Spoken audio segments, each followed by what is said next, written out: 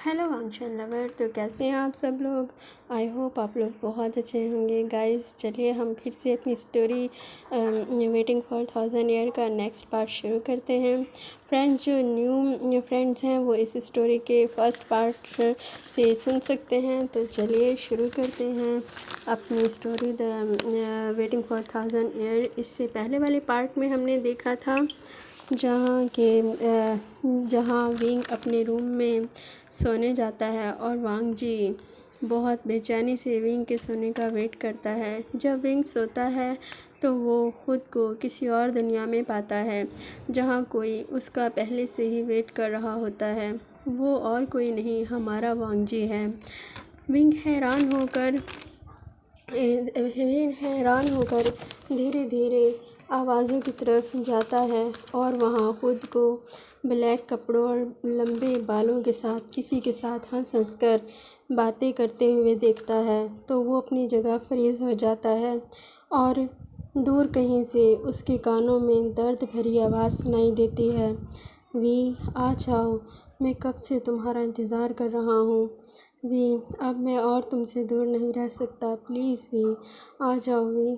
ये सब सुनकर और अपने सामने वाले पर्सन को देखकर अचानक से विंग बेहोश हो जाता है और बेहोश होने से पहले बस वो इतना कहता है, लैंसन लगमंग जी, और बस वो वहीं पर बेहोश हो जाता है। जब कुछ देर बाद विंग को होश आता है तो वो देखता है कि वो किसी की गोद में सर रखे हुए था और कोई पर्सन धीरे धीरे उसके बालों में अपनी उंगलियां फहरा रहा था और चारों तरफ परिंदों के चहचहाने की आवाज़ें गूंज रही थीं। विंग एक झटके से उठ बैठता है और चारों तरफ हैरान होकर देखता है और याद करने लगता है कि आखिर क्या हुआ था।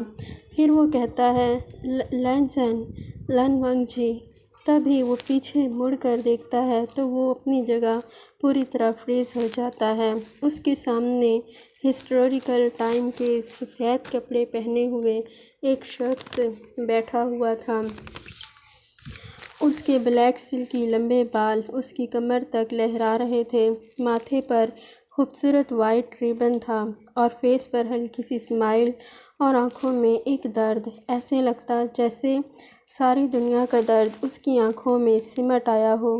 वो इतना खूबसूरत था कि अगर कोई पहली बार उसे देखे तो उसकी सांसें ही रुक जाएं। वो शख्स हल्के से कहता है, वी तुम उठ गए। तुम्हें पता है वी, मैं कब से तुम्हारा वेट कर रहा हूँ। तुमने आने में इतनी देर क्यों लगाई वी। विंग, जो शॉक्ड होकर बस अपने सामने वाले पर्सन को देखे जा रहा था, उसके मुंह से आवाज़ भी नहीं निकल रही थी। फिर वो पर्सन विंग के फेस पर आने वाले बालों को हटाने के लिए जैसे ही अपना हाथ आगे करता है, विंग एकदम होश में आ जाता है और कहता है, लन वांग जी। तभी वांग जी अपना हाथ एकदम पीछे करता है और दर्द भरी सांस छोड़ते हुए कहता है, वी, क्या तुम्हें अभी भी कुछ याद नहीं। विंग कहता है, मैं यहाँ क्यों हूँ और आप ये सब क्या है। सर, मुझे कुछ समझ नहीं आ रहा। ये कौन सी जगह है और मैं यहाँ कैसे आया। मैं तो अपने रूम में। और तभी वो चारों तरफ देखता है और कहता है, मैं यहाँ कई सालों से आ रहा हूँ, लेकिन कैसे। और वो मेरे जैसे दिखने वाला इंसान कौन था। वो तुम थी वी, वांग जी एकदम बोलता है। विंग हैरान होकर उस शख्स की तरफ देखता है और कहता है, मैं पर कैसे। सबसे पहले आप ये बताएं, आप इस तरह ऐसे कपड़ों में और यहाँ कैसे। मुझे कुछ समझ नहीं आ रहा।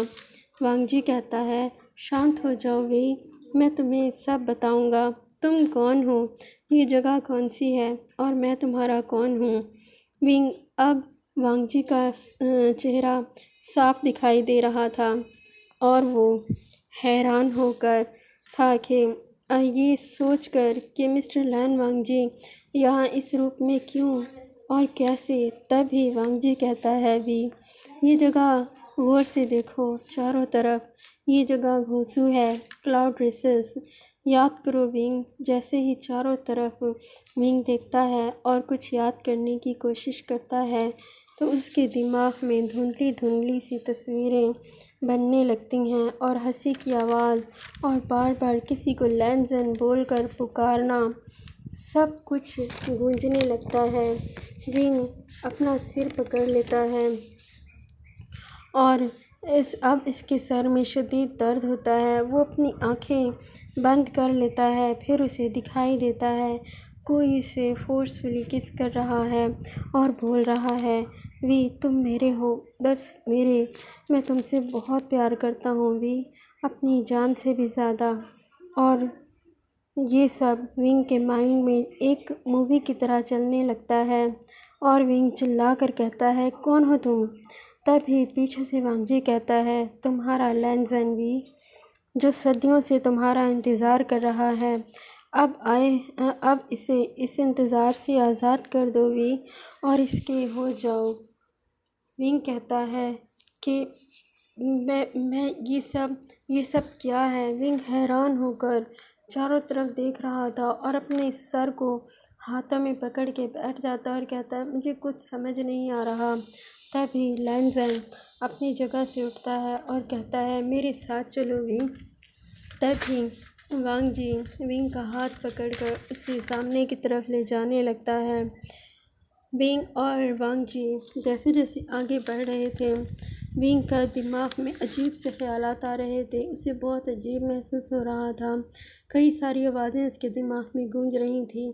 एक पर्सन उसे कहता है कि अपने हाथ का ये धागा खोल दो, जल्दी करो वरना ये तुम्हें मार डालेगा। कुछ इस तरह की आवाज़ें मिली जुली विंग के कानों में गूंज रही थी और विंग बस हैरान परेशान होकर अपना सिर पकड़ के साथ चल रहा था। वांगजी उसे एक पुराने खंडरात वाले मंदिर के सामने लेकर जाता है और वहाँ जाके उसे खड़ा कर देता है और कहता है, वी देखो ज़रा, आंखें खोल कर देखो चारों तरफ, शायद तुम्हें कुछ याद आ जाए। विंग जब उस मंदिर को देखता है तो अजीब सा एहसास उसे होने लगता है। चारों तरफ उसके दिमाग में घंटियों की आवाज़ गूंजने लगती है और उसे धुंधली सी कुछ परछाइयाँ नज़र आने लगती है। जहाँ हम देखते हैं एक ब्लैक कपड़े पहने वाला वही शख्स जो विंग की तरह लग रहा था और सामने वही लान वांगजी यानी कि लैंजन खड़ा हुआ था और वो उसके हाथों में कुछ बांध रहा था। और फिर वो दोनों उस मंदिर में सामने रखे मूर्ति की तरफ झुकते हैं और उसे बो करते हैं और फिर एक दूसरे को बो करते हैं और फिर आवाज़ सुनाई देती है, आज से तुम दोनों हस्बैंड वाइफ हो।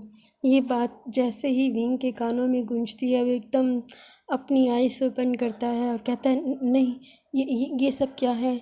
ये नहीं हो सकता। मैं किसी का हस्बैंड? तभी वांगजी कहता है, हाँ भी, ये सच है। तुम मेरे हस्बैंड हो, तुम मेरी ओमेगा वाइफ हो और मैं तुम्हारा अल्फ़ा हस्बैंड वांगजी लैंजन हूँ। मुझे पहचानो भी। तभी विंग की आंखें रेड हो जाती हैं और वो चारों तरफ देखता है। उसके दिमाग में घंटियों की आवाज़ और उसका शोर गूंजने लगता है। एक शख्स कहता है, नहीं, ये झूठ है, तुम इसकी बातों पर यकीन मत करो। तभी वांगजी एक ऐसा स्पेल पढ़ता है और चारों तरफ विंग के एक गोल दायरा सा बना देता है, क्योंकि वांगजी को पता चल गया था कि वो काली परछाई विंग के आस पास ही है और वो उसे कुछ याद करने से रोक रही है। तभी हम देखते हैं विंग एक बार फिर से बेहोश होता है और इस बार जब उसे होश आता है तो वो अपने रूम में था। इस वक्त मॉर्निंग टाइम था और विंग की धीरे धीरे आइज़ ओपन होती है और वो उसके मुंह से बस एक ही आवाज़ निकल रही थी, लैंजन, लैंजन प्लीज़, ये सब क्या है? तुम कहाँ हो लैंजन? बस वो इतना ही बोले जा रहा था। दूसरी तरफ हम देखते हैं वांगजी को, जो बहुत गुस्से में अपने रूम में था और उसके अंकल और उसके गगा उसके सामने थे। उसके गगा कहते हैं, वांगजी शांत हो जाओ, अभी तो ये शुरुआत है। हमने बहुत कोशिश की कि वो विंग के करीब ना आए, लेकिन उसकी पावर अभी बहुत ज़्यादा है। जब तक कि विंग को कुछ याद नहीं आ रहा था। तब तक हमें इन सब चीज़ों का सामना करते रहना होगा। वांग जी, तुम्हें विंग को इसी तरह धीरे धीरे याद करवाना होगा, वरना सब ख़त्म हो जाएगा, सब कुछ।